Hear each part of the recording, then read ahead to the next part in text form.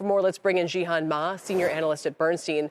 Zhihan, it's great to have you here. And what do you think is going on with Kroger today? Is it that the dollar stores are taking share?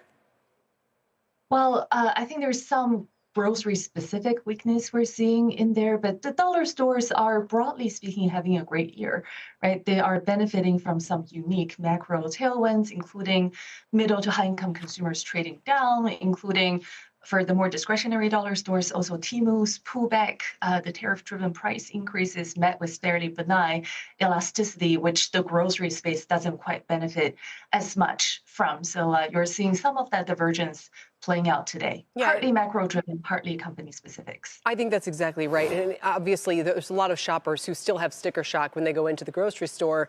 And Kroger is not known for being the low-price leader. So it would make sense to me that if you're a Walmart, a Dollar General, anybody who still has that value, that offering, that's where the shopper wants to go. So what should Kroger do here?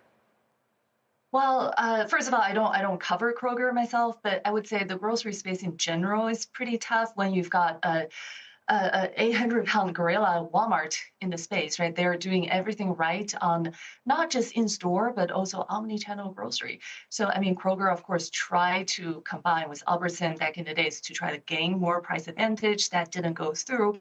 So scale is going to be a structural challenge in that sense. I also think to do e-commerce and e-grocery well, you need a lot of scale as well, which, again, benefits Walmart. And to your point, that's how Walmart is reaching record highs again. And we're coming off a tough couple of years for the dollar stores, but all of a sudden they're finding their footing. What explains this change here? And the stocks are really doing as well now, once again, as they used to do back in the 2010s. Not quite back yet at their all-time high levels. If you look at DG specifically, the stock got more than halved over the past couple of years and finally bouncing back from the trough. Dollar Tree is also a bit of a different story because they finally got rid of Family Dollar, and now this is on a standalone basis, and the focus is much more on what the Dollar Tree banner is able to do without the Family Dollar noise. So for both, I would largely categorize this whole situation as there's some macro tailwinds, but of course, there's also a lot of company-specific turnarounds, strategy changes going on. Between the two, as you can see, I prefer Dollar General over Dollar Tree. I think DG is more of a self-help story. Okay. Dollar Tree may have benefited more from the macro tailwinds, and we'll see what next year brings. Finally, on Five Below, it's pretty interesting. They're only up the last check 1% or 2%, despite turning in a 14% comp. So is that just because it was already such a popular name?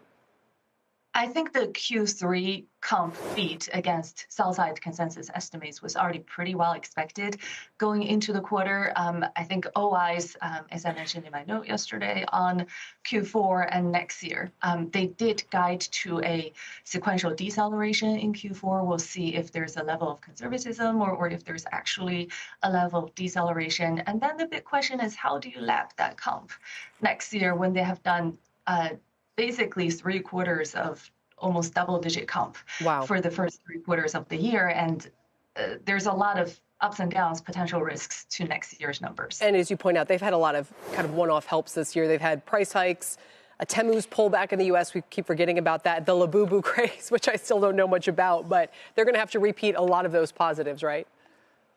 Or not, right, as those dissipate next year. And I think for some of the dollar stores, the trade down benefit this year from the middle to high income consumers, we'll see if that holds next year. We'll see if they can, how much of the share gains they can hold on to, especially as the middle to high income consumers get some incremental tax refunds early next year. And is that enough of a relief for people to not having to trade down to dollar stores as much? What does that do to the tough comparisons they have to face this year? So those are all medium to longer term questions we're watching out for. All right,